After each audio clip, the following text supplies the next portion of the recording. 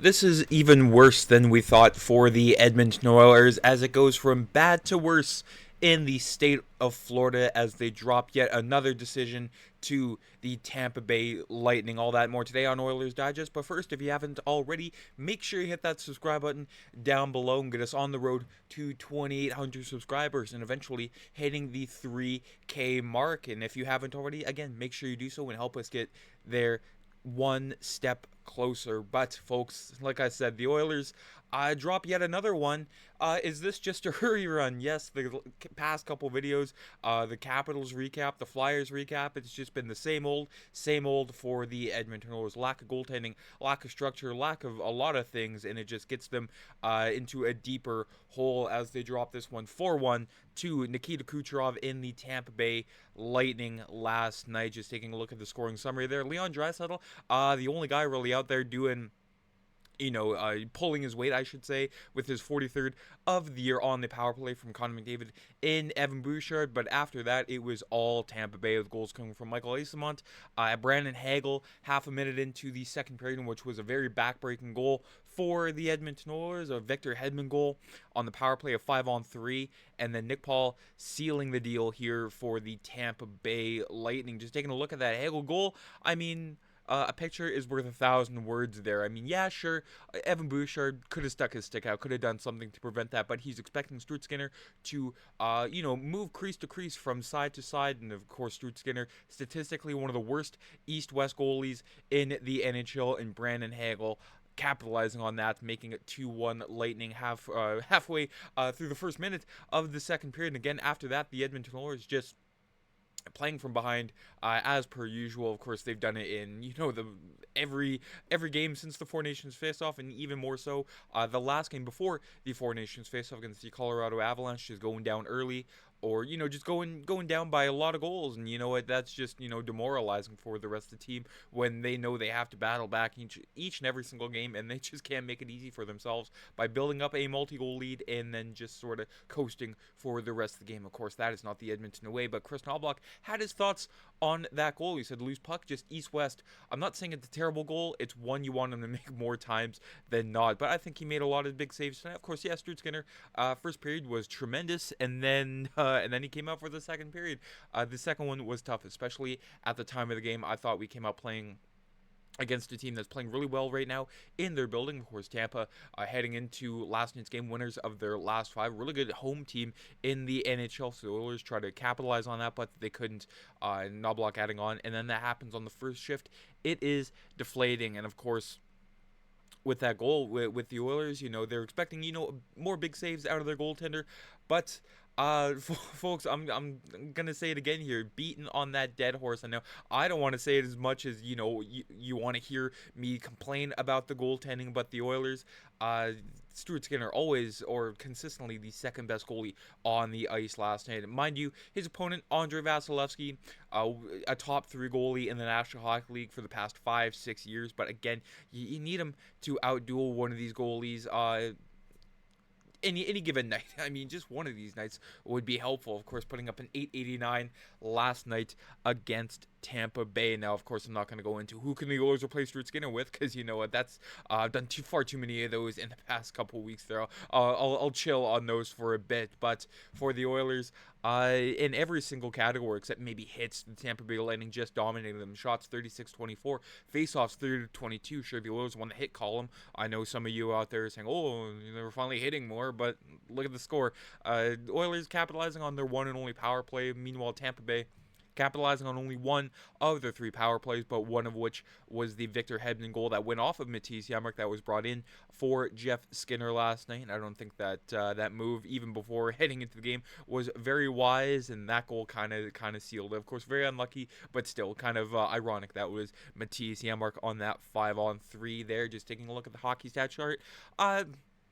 Again, nothing too noteworthy here. Of course, Leon Draisaitl and Matt Savoy, the best two consistent Oilers that we've seen on this road trip so far. Savoy almost getting his first NHL goal last night, but Andrei Vasilevskiy decided to be vintage Andrei Vasilevskiy and deny him on the doorstep there. But the further on down the chart you go, Again, the more unimpressed I am. I mean, the bottom six, again, not very impressive. And of course, Connor McDavid, yet another slow outing from him last night, which is very, very concerning. I don't know if he's, conserving his energy for the playoffs, or if he's just, still dealing with an illness or some sort of hidden injury that we don't know about, but still very worrisome at this point of the season for Connor McDavid to not be Connor McDavid and being the dominant force that he is. Yeah, he had that one impressive rush earlier in the game, but of course, couldn't get off a good shot. It was just a weak backhand on Andrei Vasilevsky. But again,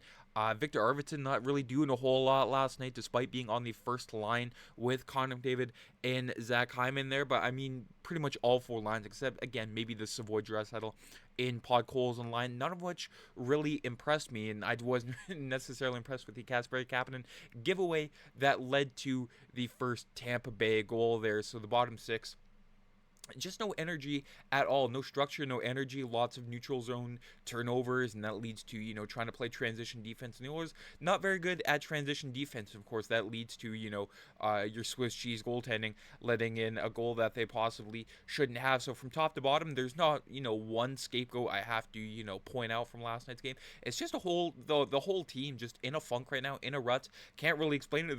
I believe this is the first 4-game losing streak under the head coaching tutelage of Kris Knoblauch ever since he came into the team in November of 2023. So it's not often you see the team in this big of a rut underneath his guidance, but still crazier things have happened, and they're happening right now on this road trip. But with Knoblauch, he says you got to put those things behind you, and I think we haven't gone through this tough stretch right now for a while. If there's going to be a time, this is excellent opportunity, and we're not playing our best. We're playing some really good teams, so we can't be not at our best and expect to win those games. Of course, heading out of the international break, the Oilers, given the death run of Eastern Conference teams, of course, they had that first game against Philly. Most thought it would be a cakewalk, but it never is with the John Tortorella team. And then again, Washington, Tampa, Florida, and then Carolina to cap off this road trip before heading back to Edmonton to face the Anaheim Ducks. But for right now, the Oilers, Kris Knoblauch sums it up best. We're a fragile group right now, and we're just a little reluctant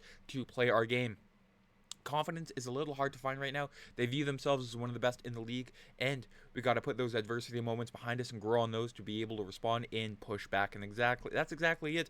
I mean, the Oilers are no stranger to adversity, no matter where it is in the regular season, in the playoffs, in the summertime, in the preseason even. But the Oilers, I have faith that they're able to get out of this funk, out of this rut, and be back to being a dominant team. But it might need some, external moves for Stan Bowman for the trade deadline to sort of give a spark to the Oilers and try to figure out what exactly is going on with Evander Kane. Lots of question marks and lots of answers yet to be revealed. But for the Edmonton Oilers, lots to be revealed for the rest of the road trip, as they still have 2 more games left. And where do we go from here, you ask? Well, that's a great question. Of course, Stan Bowman was asked earlier this morning in an interview his thoughts on the criticism that Evan Bouchard takes. He says that Bouch does get a lot of criticism. I think a lot unfairly so. He's a great player. He really is a big part of our team. He's very effective. And I think sometimes when your mistakes get spotlighted for whatever reason, then maybe there's more attention given to it. But he's played well. He's very good at complimenting our best players. That's an important role when you got really creative offensive players who are forwards. You need to have someone who can help them score. And of course, is Evan Bouchard is he struggling a little bit this year? Yeah, I could admit it. I'm a big Bouchard fan, but still, there were some instances last night where you kind of wondered, okay, what is his mindset heading out of this play? I know in the first minute of the game, had a muffin of a turnover. Thankfully, Stuart Skinner was there. Once in a blue moon was there to make a big save, but for Bouchard, you saw him be dominant last year in the Stanley Cup playoffs, and I think many Oiler fans and lots of national spotlight was put on him, put him on this pedestal so that, hey, he can always perform at this level. But of course, he's still young. He's still growing, developing defenseman, so you cannot expect him to be perfect. Is he fantastic? Yeah, I wouldn't trade him for the world, but there's still room to improve for Evan Bouchard.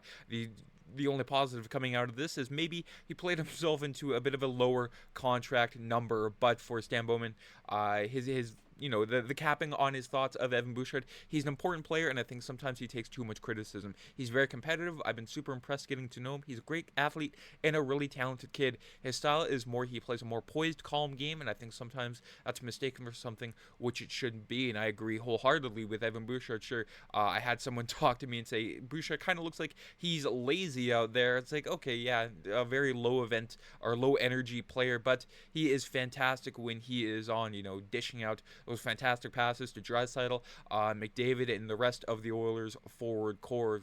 And the Oilers, they need an outlet passer like Evan Bouchard to succeed and maybe get a little bit better on the two-way side. Of course, next to Matisse Ekholm, a bit of a security blanket for Bouchard, but that is the perfect partner you need for Evan Bouchard to, grow into his own defenseman. Hopefully one day without the guidance of Matisse Ekholm. Hopefully Bouchard can sort of be his own Matisse Ekholm later on down the road, unless the Oilers decide to, pull a Tom Pody or Jason Arnott or many other former Oilers who were traded because, they were the scapegoats of, fans or media. I haven't seen too much media criticism on Evan Bouchard outside of Mark Spector, so they kind of understand the genius that Evan Bouchard sort of has and the patience that is needed to sort of appreciate the type of player that he is, but they can't make that mistake and, give up on him far too easily. But for the Oilers, again, with Evan Bouchard, when it comes to, ranking him amongst the top defensemen in the NHL, he is number one for Corsi. So this isn't more so,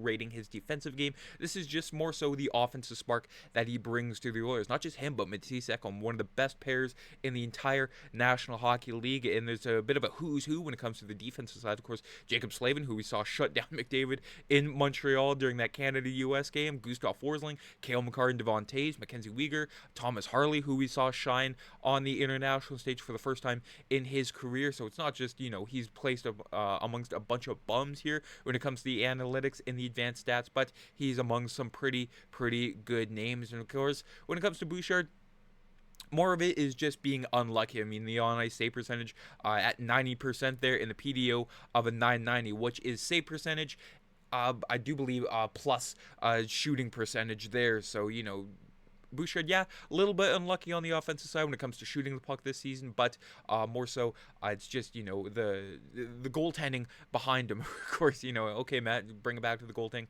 once again, but it's just more so putting a microscope on the advanced stats for Evan Bouchard. Of course, to really understand him, of course, the analytics in the eye test don't necessarily go hand in hand, but when you can sort of mix the both, you can truly understand just what kind of player Evan Bouchard is. I'm interested to see what you have to say down for him below in the comments. For the Edmonton Oilers, it's a rematch of Game 7 in the Stanley Cup Final. Of course, their first visit to Florida since that fateful day, June 24, 2024. So it'll be 6 o'clock Central, 5 o'clock Mountain tomorrow night against the Florida Panthers. And it should be a very interesting one. Can the Oilers dig themselves out of a rut, or will they just get reminded of the horrors of last June? It'll be very interesting to see. That is it for today's video. Let me know down in the comments what you think about last night's game in Evan Bouchard as a whole.